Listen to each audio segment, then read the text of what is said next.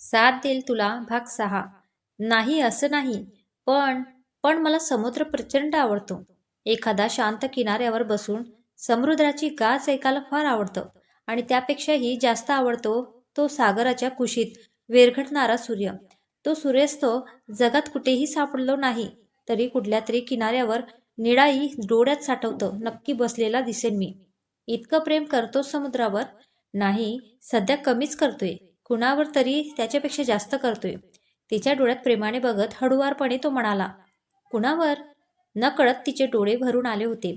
आहे कुणीतरी जिच्या डोळ्यांचा कितीही खोल उतरलं तरी मनाचा थांग लागत नाही. जिच्या केस भरतीला आलेल्या लाटांसारखे उगाच हेलकावे खातात. जिच्या ओठांवर गालांवर सूर्यास्ताची लाली उमटली की मला काही सुचेनासं होतं. तिच्या हसण्यात ती मजा नाही जी तिच्या रुसण्यात आहे. तिचं हसणं त्या समुद्रासारखं खारट आणि रुसणं गोड आहे. जिला समोरच्याचे डोळे वाचताच येत नाही अशा एका मूर्खावर प्रेम आहे माझं. 1 मिनिट सुद्धा तिच्यावरून नजर न हटवता तो बोलत होता. ती स्तब्ध झाली. ह्यावर काय बोलावं, कसा प्रतिसाद द्यावा, तिचे शब्द हरवले होते. संग्राम, तिच्या ह्या हाकेने तो जरा भानावर आला. उगाच सावरासावर करत तो म्हणाला, हाव इज माय डायलॉग एका प्रोजेक्टच्या संदर्भात लिहिला होता. खूप दिवसांपूर्वी. खूप छान लिहितोस तू संग्राम. शब्दांशी, एखाद्या व्यक्तीच्या इमोशनशी खूप छान खेळता येते रे तुला. भारी आहे डायलॉग. फक्त यानंतर मला कधीही ऐकू नको. त्याच्याकडे एक कोरडा कटाक्ष टाकत ती जागेवर सुटली. अंगावरचं जॉकेट काढून त्याच्याकडे फेकून ती तरातर रूमकडे निघून गेली. संग्रामच्या प्रत्येक शब्दात तू आहेस, श्वासात तू आहे. कुणावर काय विचारतेस? वेडाबाई, तुझ्यावर आणि फक्त तुझ्यावरच प्रेम आहे. आणि तुझंही आहे मला समजते. पण अजून थोडा वेळ. आपलं लव कॉन्फेशन्स हटकेच असायला हवे. तिने फेकलेल्या जॉकेटवर त्याने हलकेच ओठ टेकवले. काय ग, काल ही जेवली नाहीस? आजही अशीच बसून आहेस? काय झालंय? जय स्वतःशीच प्लेट टेबलावर ठेवत म्हणाला. समोर सायली शांत बसली होती. इच्छा नाही रे. संग्राम नाहीये म्हणून का? की तो तिकडे रश्मीसोबत आहे म्हणून? तसंही काहीच. काय काय गरज होती त्याला जायची? अगोदर तर नाही म्हटला आणि नंतर आपल्याला न सांगता केला देखील. आणि काय रे तुझा तो फुल प्रूफ प्लॅन वगैरे काय? तोंडावर आपटलो आपण. वैतागत ती म्हणाली, हो ना यार, साक्षात कपाळमोक्ष झाला. किती बोलला तो मला. जय, खरं सांग, त्याला ती ओव्हर स्मार्ट आवडते ना? सायली तो सांगत नसला तरी कळते की ते, आणि तिला सुद्धा तो आवडतो. कन्फर्म. जय, मला ते नकोय. तू काहीही कर. संग्राम तिच्यापासून दूर व्हायलाच हवा. डोळ्यातून ओघळणारे अश्रू पुसत ती म्हणाली, सायली, जाऊ दे ना. आपण आपल्यावर जीवापाड प्रेम करणाऱ्या व्यक्तीच्या हातात हात द्यावा ग. आपण ज्याच्यावर प्रेम करतो त्याच्या नाही. मग हेच तत्वज्ञान तू संग्रामला सांग ना. सायली, ते दोघं प्रेमात आहेत आणि रश्मी आपल्याला आवडत नाही. तो आपला प्रॉब्लेम आहे. हो, तो आपला प्रॉब्लेम आहे ना. मग आपणच सोडवायचा. बाय हुक और क्रोक. रश्मीपासून तो दूर व्हायलाच हवा. मी ते केल्याशिवाय राहणारच नाही. डोळे पुसत ती ताडताड निघून गेली. दुसऱ्या दिवशी दुपारी उशिरापर्यंत रेस्टॉरंटच्या शूटिंगचं काम संपलं. काम खूप छान झाल्याने सगळे खुश होते. तासाभराने परतीचा प्रवास सुरू होणारच होता. त्याआधी टी ब्रेकला सगळे जमले होते. संग्राम जाणून बुजून आपल्याला त्रास देत आहे हे एवढा तिच्या लक्षात आलं होतं. आज सकाळपासून ती त्याला टाळत होती. संग्राम सिनियरसोबत बोलत उभा होता. ती कप घेऊन जरा दूर एकटी जाऊन बसली. पण लक्ष संग्रामकडेच होतं. त्याची डोळ्यात भरणारी उंची, जबरदस्त फिजिक आणि त्याला कॉम्प्लिमेंट करणारा स्लिम फिट ब्लॅक शर्ट. तिला मनात कुठेतरी वाटलं की त्याने तिच्याजवळ येऊन बसावं, पण तो गप्पांमध्ये रंगला होता. किती वेळा फिरून फिरून प्रेमात पडायचं ह्या खडूच्या. अजून थोडा वेळ असंच बघत बसले तर राग टिकणार नाही. स्वतःशीच बोलत ती उठली आणि त्याच्याकडे पाठ करून बसली. अर्थात त्याच्या नजरेतून ते सुटलं नाही. तो त्याचा कप घेऊन तिच्या टेबलजवळ गेला. मी बसू का? खुर्चीवर ऐसपैस बसत तो म्हणाला. हे साधारणपणे बसायच्या अगोदर विचारतात आमच्यात. नाकावरचा राग कायम होता. हे बरे, एकतर स्वतः इन्व्हाइट करायचं आणि नंतर भाव द्यायचा नाही. मी कधी म्हटले तुला इकडे ये? मागे म्हटलं होतं ना तुला. तुझे डोळे जास्त बोलतात तुझ्यापेक्षा. मगापासून बोलवतच होतीस की. एक मिश्किल हसू त्याच्या चेहऱ्यावर होतं. उत्तरादाखल एक रागीट कटाक्ष त्याच्याकडे आला. 10 मिनिटापूर्वीचे आणि आताचे असे मिळून 1,00,000 रुपये झाले तुझे. तिला चिडवायचा एक क्षणही न गमावता तो म्हटला, काय? कसले? तिने गोंधळून विचारले. माझ्याकडे एक ट्रक बघायचा. Tax with GST. काळजी करू नको, बिल देत असतो मी. खडखडून हसत तो म्हणाला. हातातला कप टेबलावर जवळपास आपटत ती उठली आणि समोरच्या गार्डनमधल्या कट्ट्यांवर जाऊन बसली. अरे चिडते का? थांब. ओके बाबा, आय एम सॉरी. तो तिला थांबवायचा प्रयत्न करत म्हणाला. ती कट्ट्यावर बसली होती. Blush pink short kurta, olive green long skirt आणि खांद्यावर रुडणारे सॉफ्ट कर्ल. माफक मेकअप गोड दिसत होती ती. ते शेजारी जाऊन बसला. अरे यार, गंमत केली. का छोट्या छोट्या गोष्टींवर रुसतेस? तिची समजूत काढत तो म्हणाला. तिने रागाने वळून त्याच्याकडे पाहिले. डोळे डबडबले होते. छोट्या छोट्या गोष्टी संग्राम, तू मला किती त्रास देतोय कळते का तुला? नेहमी मजाक मस्ती, कधीतरी अचानक तुझ्यातला लेखक जागा होतो आणि मग मी गोंधळात पडेल असं काहीतरी तू बोलतोस. वरून गंमत केली असं सरळ म्हणतोस. असं नसतं ना संग्राम. जॉबच्या पहिल्या दिवसापासून तू छळतोय. रोज असं काहीतरी करतोस की दिवस तुझ्या विचारातच संपायला हवा. इतकं काही बोलून जातो की मी विचार करत बसते, अर्थ लावत बसते तुझ्या प्रत्येक वाक्याचा. मी कंटाळले रे आता हा सगळा विचार करून. संग्राम, हे सगळं काय चालू आहे? बस. मी कालच ठरवलं आहे.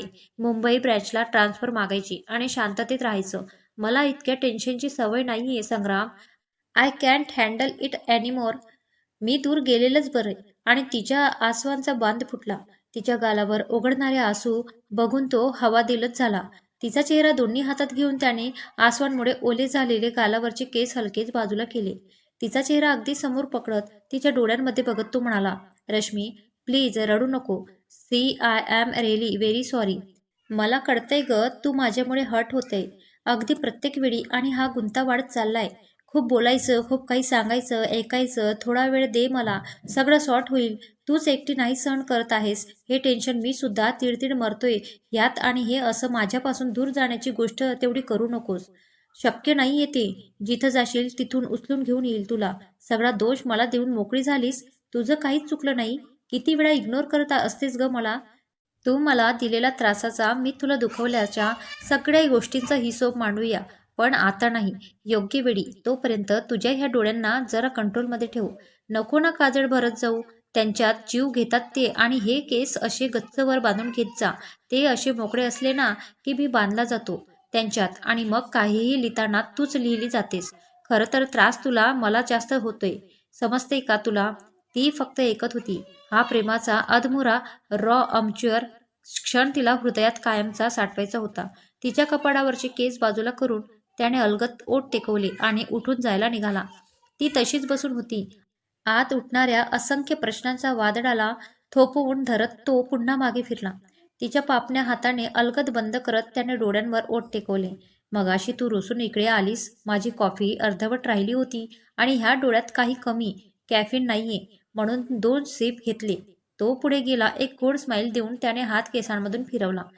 त्याच्या घोटीव दंडावरचा त्याच्या ॲटिट्यूडला समर्पक असा टॅटू अगदी उठून दिसत होता. खडूस, नेहमीप्रमाणे लव्ह यू सोडून सगळं बोलला जा. मी काहीही बोलणार नाही. पाहू कुणाचा नाईलाज होतो ना, कोण अगोदर बोलतं ते. हिशोब मांडूया म्हणे. खडूस सेट व्यक्ती. नाकावरचा लटका राग सांभाळत ती उठली आणि गाडीकडे निघाली. गाडी पुण्याच्या दिशेने निघाली. रश्मी संग्रामच्या समांतर बाजूच्या खिडकीजवळच होती. संग्रामशी नजरानजर होणार नाही याची मुद्दाम काळजी घेत ती हेडफोन कानात टाकून बाहेर बघत होती. जरा वेळाने तिने डोळे मिटले. मिटलेल्या पापण्यांच्या आड सुद्धा संग्राम होता. एक गोड हसू ओठांवर तळमळलं. धबधब्याजवळचे ते अलवार क्षण, चंद्राच्या समुद्राच्या गप्पात भिजलेले क्षण आणि डोळ्यांवर हळूवार टेकलेले त्याचे ओठ, हे सगळं एखाद्या गोड स्वप्नासारखं मनात विरघळत होतं. हे 2 दिवस कुठेतरी लपवून ठेवावे, अगदी त्या खडूसपासून सुद्धा. ती स्वतःला बजावत होती. विचारांच्या गुंत्यात हरवत तिचा डोळा लागला. ड्रायव्हरने ब्रेक लावला तसा एक झटका बसल्याने रश्मीला जाग आली. कुणाच्या तरी खांद्यावर आपण बिनधास्त विसावलो होतो. ह्या विचाराने खजील होऊन झोपाळलेल्या डोळ्यांनी तिने शेजारी बघितलं. शेजारी संग्रामला पाहून ती जरा चपकली आणि सावरून बसणार तोच त्याच्या जॅकेटच्या शो बटनमध्ये तिचे केस अडकल्याने ते ओढले गेले. ती कडवडली आणि त्याच्या इतक्या जवळ असण्याने ओशाडली देखील. रिलॅक्स, उठू नको. Let me try. त्याने हळुवारपणे तिचे केस बाजूला केले. 2 स्टॉपपूर्वी तिच्या शेजारची सीट रिकामी झाली होती. गाढ झोपेत असणाऱ्या रश्मीचा सारखा तोल जात होता. सावरायला म्हणून तो येऊन बसला होता. बिसकलेले केस जरा सारखे करत ती म्हणाली, सॉरी. खूप वेळा झाला का तुझ्या खांद्यावर डोकं टेकून? खूप वेळ नाही झाला, खूप उशीर झाला. तिच्याकडे बघत तो म्हणाला. काय? गोंधळून तिने विचारलं. काही नाही, असंच. तो माफक हसला. तसं लाजून नजर चोरत ती खिडकी बाहेर पाहू लागली. पोहोचू आता अर्ध्या तासात वाकडे वाडीला. ट्रॅफिकमुळे आधीच खूप उशीर झालाय. बाहेरचा अंदाज घेत तो म्हणाला. कंपनी थोड्या अंतरावर होती. तसं टीम लीडरने पुढे येऊन रश्मीला विचारलं. रश्मी, गाडी पुढे स्वारगेटपर्यंत जाणार आहे. मी, वेदिका, पूर्वा आणि शीतल स्वारगेटला उतरणार आहोत. Would you like to come? तुलाही कंपनी मिळेल. Ashish, I am going to Dhankawadi only. I will drop here and proceed. Don't worry. Yes? ती कसनूस हसत म्हणाली. Okay then, no issue. पोहोचल्यावर ग्रुपवर अपडेट करा, तो काळजीने म्हणाला. गाडी वाकडेवाडीला कंपनीजवळ थांबल्यावर ते उतरले. रस्ता बऱ्यापैकी शांत होता. हवेतला गारठा जाणवून येत होता. जरा अंग चोरून उभ्या असलेल्या रश्मीकडे त्याने पाहिलं आणि जॅकेट काढून तिच्या खांद्यावर ठेवत तो म्हणाला. खूप थंडी आहे. अशा वातावरणात कॉफी म्हणजे ब्लीज. कॉफीचा विषय निघताच बागेतला संदर्भ आठवून ती गोरीमोरीच झाली. तोही जरा खजील झाला. मिस्टर देशपांडे, तुम्हाला कुणी सांगितलं माझ्या वतीने बोलायला? मला न विचारता मानेनेच सांगितलं. मी सोडणार म्हणून. पर्स आणि बॅग सावरत ती जरा रागातच म्हणाली. मग नाही म्हणायचं होतं.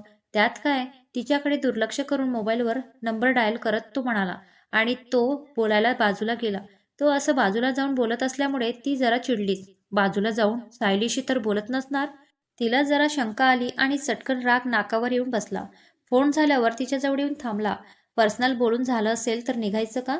मैत्रिणी वाट बघत असतील ना माझ्या? ती फणकरात म्हणाली. तिच्या रागातलं पॉझिटिव्ह बोलणं ऐकून त्याला हसू आलं. का ग, सारखी चिडचिड करून थकत नाहीस का तू? नाक जाम दुखत असेल ना तुझं? एवढा राग सांभाळता सांभाळता तिला चिडवायचा एकही क्षण त्याला सोडायचा नव्हता. संग्राम, बाईकवर कसं जाणार आहोत? 2 बॅग्स, त्यात हा स्कर्ट. अवघड होई रे. सी बाबा, उगाच थांबले. तो समोर खट्ट्याळपणे हसत उभा होता. मला उशीर होतोय संग्राम, न तू हसतोय? ती चिडली आणि शेजारच्या बेंचवर जाऊन बसली. समोरून आलेल्या गाडीच्या हेडलाईटचा डोळ्यात प्रकाश केल्याने तिने डोळे बंद केले. गाडी त्यांच्या समोर येऊन थांबली. संग्राम गाडीजवळ गेला. गाडीत अभय होता. बाहेर येऊन त्याने संग्रामच्या पाठीवर जोरदार थाप मारली. काय मग रायटर, पोचलो की नाही ऑन टाईम? उगाच काळजी करत असतोस. साल्या, तुझा काय भरोसा? कंपनीमधून फोन आला की एक एक तास बोलत बसतोस. अजून उशीर झाला असताना तर ह्या मॅडमचा राग तुला माहित नाही. रश्मी उठून त्यांच्या जवळ आली. संग्राम ओळख करून देणार तोच अभय स्वतःहून पुढे आला. हॅलो, आय एम अभय, संग्रामचा रूमी फ्रेंड्स, बिग प्रो. अजून काय रे? अभय हसत म्हणाला.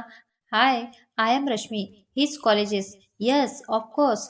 ओळखलं मी. आपण प्रत्यक्ष भेटलो नसलो तरी रूममध्ये तुझ्या नावाचा सारखा जप असतो. आणि तो पुढे बोलणार तसं त्याला थांबवत त्याचा हात दाबत संग्राम म्हणाला. अभ्या, तुला काहीतरी अर्जंट काम होतं ना साल्या? ही घे बाईकची चावी. तिकडे पार्किंगला गाडी आहे ना? आणि 4 व्हीलरची दे. मला उशीर होत झालाय खूप. ओके, जातोय. तू सुद्धा लवकर ये, जेवायला थांबलोय मी. चलो रश्मी, भेटू पुन्हा, बाय. त्याने निरोप घेतला आणि तो निघाला. बाय. रश्मी ही गोड हसली. गाडीत सामान व्यवस्थित ठेवून संग्रामने गाडी सुरू केली आणि ते निघाले. अभय, काय म्हणत होता? माझ्या नावाचा जप वगैरे? जरा रिलॅक्स होत तिने विचारलं. अरे, तो काही विषय नाही. ते तू जाम डोक्यात जायचीस ना अगोदर. भांडखोड चिडकी, ते सांगत असेल तो. हो का? मी भांडखोड? ओ वाव, ग्रेट. आणि तू? विषय का? अस युजल चार्मिंग. तिच्याकडे जराही लक्ष न देता तो म्हणाला. ठीक आहे, तुझ्याशी तर बोलायलाच नको. रागावून खिडकीबाहेर बघत ती म्हणाली. तो फक्त हसला. गाडीत शांतता होती. बारीक आवाजात चालू असलेल्या एफ एमचा सुद्धा आवाज नको म्हणून तिने त्याच्याकडे रागाने बघत तो बंद केला. हे रागाचे झटके रोजचेच असतात की? अमावस्या, पौर्णिमा नाही म्हणजे काही फिक्स पॅटर्न आहे का? मी अशीच आहे आणि मला इतकाच राग येतो. नाकावर मगापेक्षाही जरा राग जास्तच होता. मग अवघड आहे बाबा. एक सुस्कारा सोडत तो म्हणाला. कुणाचं? मान नकारार्थी हलवत तिच्याकडे न बघता तो फक्त गोड हसला. काहीही विचारलं तरी अर्धवट उत्तर देतोस आणि हे असं डिंपल कोंडेस हसतोस. बस एवढंच येतं का तुला? युजली सुंदर मुलगी सोबत असेल तर 2च प्रकारे उत्तर द्यायचं टाळता येतं. एक तर हसून किंवा किस करून. मी बाय डिफॉल्ट हसायचं प्रेफर करतो. सेकंड ऑप्शन ट्राय केलं नाहीये अजून. तू म्हणत असशील तर सेकंड ऑप्शन आवडेल मला वापरायला. एवढं बोलून तो खडखडून हसला. ती लाजेने गोरीमोरी झाली. मला आता खरंच काही बोलायचं नाहीये. डोळे बंद करून ती टेकून बसली. तिने डोळे उघडले. ते थेट गाडी थांबल्यावरच. आता बऱ्यापैकी सामसूम होती. बिल्डिंगच खाली तिची वाट बघत तन्नू आणि प्रिया अगोदरच येऊन थांबल्या होत्या. रश्मीला संग्रामसोबत बघायला त्याही अगदी आतुर झाल्या होत्या. तिने गाडीतून बाहेर येऊन दोघींना घट्ट मिठी मारली. चेहऱ्यांवर लाजर हसू मावत नव्हतं. गाडी व्यवस्थित पार्क करून संग्रामही आला.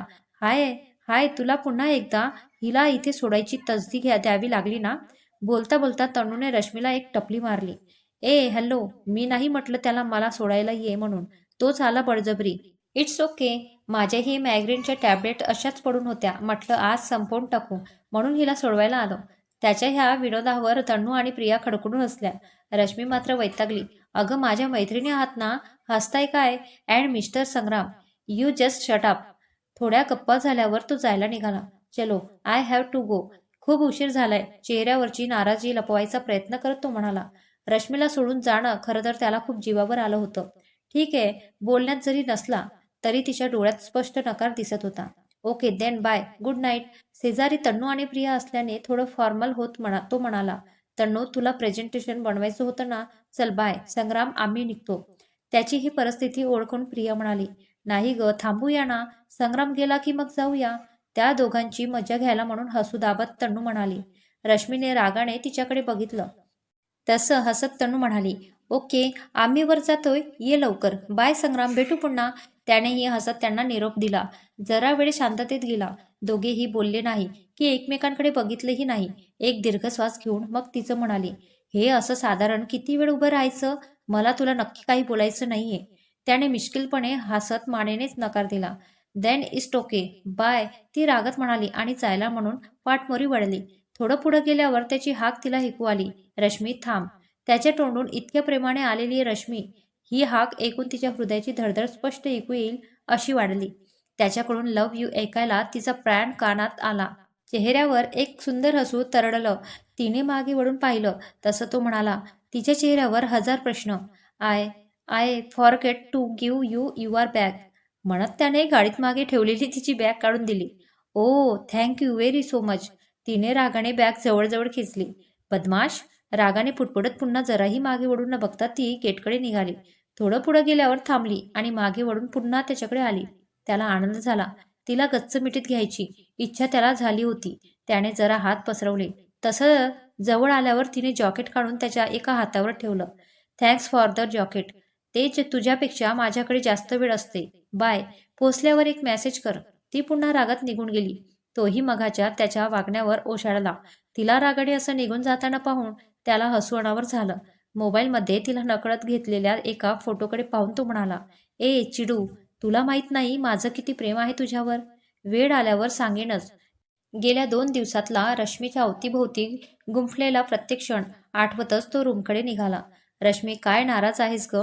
आम्ही किती एक्साइट होतो 2 दिवसात काय काय झालं ते ऐकायला. तू म्हटलीस की आल्यावर सविस्तर सांगेन आणि आता तो गेल्यापासून गालांचा फुगा करून बसलीये यार. आता फटके पडतील बोललीस नाही तर. पटकन बोल, कोण लव्ह यू बोललं अगोदर? प्रिया आणि तनू तिला घेऊन बसल्या होत्या. गेल्या 2 दिवसात तिकडे काय झालं हे त्यांना सविस्तर ऐकायचं होतं. प्रियू, काय सांगू, त्याने मला इतकं कोंड्यात टाकलंय ना, खडूस हलकट. 2 दिवसात त्याचं किती प्रेम आहे ना ते सगळं कळलंय मला. पण लव्ह यू एवढं बोलून कॉन्फेस तर करायचं ना, तर नाही. ह्या रायटर साहेबांना डॉयलॉग मारायचे आहेत. फोरहेड किस घ्यायचं, माझी काळजी करायची. फक्त लव्ह यू तेवढं बोलायचं नाहीये शहाणा, ती वैतागत म्हणाली. ठीक आहे ग, लव्ह कन्फेशन इतकं महत्वाचं नाही, प्रेम असणं गरजेचं. प्रिया जरा समजुतीने म्हणाली. प्रिया, तिकडे आम्ही एकटे होतो म्हणून तो इतका फ्री होता. पण आता उद्या ते जेव्हा पुन्हा कंपनीत जाऊ तेव्हा ते 2 माकडं असतीलच ना त्याच्यासोबत. तेव्हा बघ की किती परक्यासारखा वागेल तो. मी कुठल्या हक्काने त्याला जाब विचारायचा मग? म्हणून मला कन्फेशन हवंय त्याच्याकडून. एक काम कर, मॅक हिम जेलस. नाक दाबलं की बरोबर तोंड उघडेल. तनू लागलीच म्हणाली. हा, उद्या त्याला इग्नोर कर. अर्जुन सोडून असं कुणी आहे का ज्यांच्याशी तू छान छान बोलू शकशील जेणेकरून तो जेलस होईल? आता असं कुणी लक्षात येत नाहीये, पण ते मी करू शकेन. यस, तेच करायचं. तू भेटली नाहीस, दुसऱ्याला भाव दिला ना, मग त्याची चिडचिड होईल. मग गुपचूप कबूल करतो की नाही ते बघ. जिंकल्याचा अविभावात तन्नू म्हणाली. तिघीही मग खडखडून असल्या. आता मात्र खरंच कॉफीची गरज आहे हा, डोळे चिमकावत तनू म्हणाली. आणि पुन्हा रश्मीला चिडवून दोघींनी बेजार केलं. गारठलेली रात्र, बाहेरून येणारा गुलबक्षीचा मंद सुवास आणि मिटलेल्या पापण्यांच्या आड तो आपलासा कोणीतरी एका प्रेमात पडलेल्या व्यक्तीला अजून काय हवं होतं. ठरल्याप्रमाणे ती उशिराने ऑफिसला आली. टी ब्रेकला तिने उगाचच जायचं टाळलं. रश्मी दिसली नाही म्हणून संग्राम अस्वस्थ होता.